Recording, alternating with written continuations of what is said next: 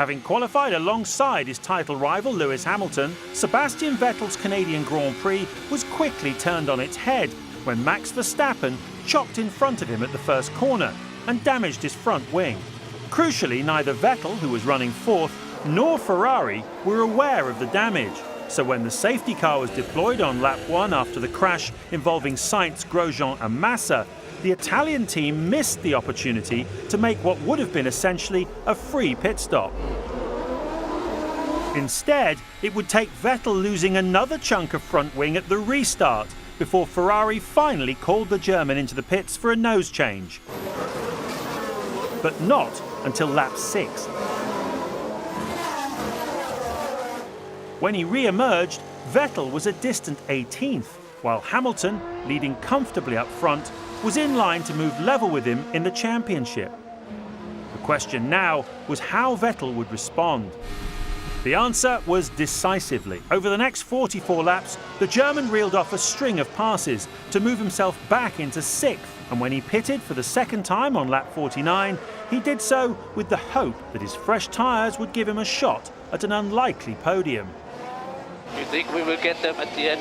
Yeah, we think so. Should catch them and have 8 laps to battle.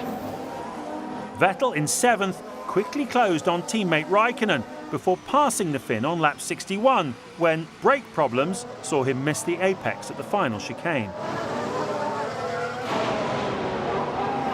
The Force Indias were next up, with Vettel taking advantage of their intra-team battle to brilliantly pass Esteban Ocon into turn 1.